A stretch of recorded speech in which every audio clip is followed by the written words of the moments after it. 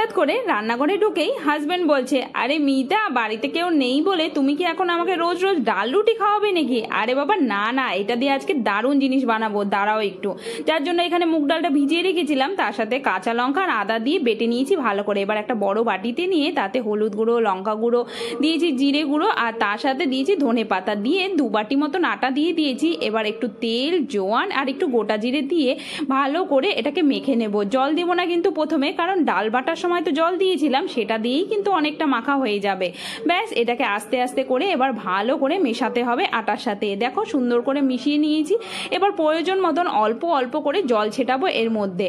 জল ছিটিয়ে নিয়ে একটা আটা, মানে যেরকম করে টাইট আটা আমরা পুরির জন্য করি ঠিক সেইভাবেই করব।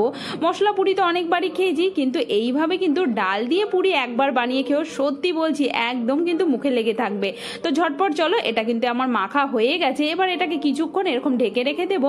তারপরে একটু নরম হয়ে গেলেই ব্যাস, আর কি এটার থেকে লেচি কেটে নিতে হবে। একটু বড় সাইজেরই লেচি কাটবো কিন্তু, যাতে পুরিটা একটু মোটা মোটা হয়, তাতে খেতে বেশি ভালো লাগে। আর এর সাথে আমি বানিয়েছিলাম কিন্তু সুন্দর ঝোলো আলুর তরকারি, যেরকম নিরামিষ আলুর দম হয় ঠিক সেইভাবে।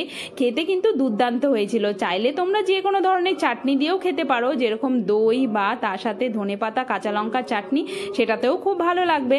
তবে দেখো আমি এইভাবে সুন্দর করে বেলে নিয়েছি, আর বেলার পরে তেলটা গরম করে নেব। আর গরম করে নিয়ে এর মধ্যে কিন্তু সুন্দর করে এরকমভাবে পুরির মতন বানিয়ে নিয়ে একদম গরম গরম তরকারির সাথে পরিবেশন করতেই হাজবেন্ড কিন্তু দারুণ খুশি।